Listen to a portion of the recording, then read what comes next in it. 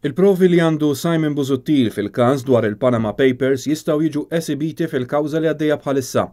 Sostna dan l-imħallef Joseph Zammit McKean f'digriet tal-Qorti Kostituzzjonali preseduta minnu li ċaħdet kważi fit-totalità tagħha it-talba tal-avukati tal-Prim Ministru Joseph Muscat, Keith Schembri, il-Ministru Konrad Mizzi u 4 persuni oħra biex il-provi li għandu Simon Busuttil jiġu sfilzati u ma jiġux ikkunsidrati fil-kawża. Ġimatejn ilu l-avukati ta' Joseph Muscat, Keith Schembri, Konrad Mizzi, Adrian Hillman, Brian Tonna u Karl Cini ta' Nexia BT u Malcolm Sherry sieħeb fin-negozju ma' Keith Schembri talbu li ċertu dokumenti għandhom jiġu skartati.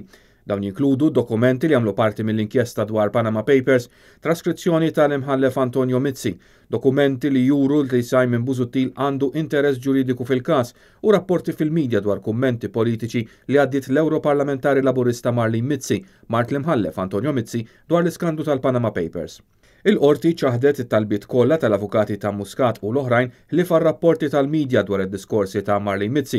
Fid-digrit tiegħu l-imħallef Zammit McKean qal li fil-każ tar-rapporti tad-diskorsi ta' Marlene Mizzi min iressaq każ għandu jressaq l-aqwa prova possibbli u rapporti fil-medja mhumiex l-aqwa prova. Min-naħa l-oħra kompla l-imħallef xejn ma jżomm lil Simon Busuttil biex iressaq lill-MP Laburista bħala xhud fil-kawża. Il-kawża kostituzzjonali hi l-aħħar minn sensiela ta' proċeduri fil-qrati li jafu l-bidu tagħhom mill-inkjesti maġisterjali bbażati fuq il-provi li kien ressaq l-eks kap tal-Partit Nazzjonalista f'Mejju li għadda. Il-maġistrati Farrugia kien iddikjara li hemm biżżejjed provi biex tinfetaħ inkjesta kriminali biex tinvestiga l-persuni msemmija fl-iskandlu ta' Panama Papers li ma' digriet ġie appellat minn Joseph Muscat u l-oħrajn. Dan l-appell ġie assenjat quddiem l-imħallef Antonio Mizzi u Simon Busuttil talab ir-rekuża tiegħu minħabba li martu l-MP Laburista Marlene Mizzi għamlet diversi kummenti politiċi dwar il-Panama Papers. Dan skont il-prinċipju li l-ġustizzja mhux biss issir imma tidher li qed issir.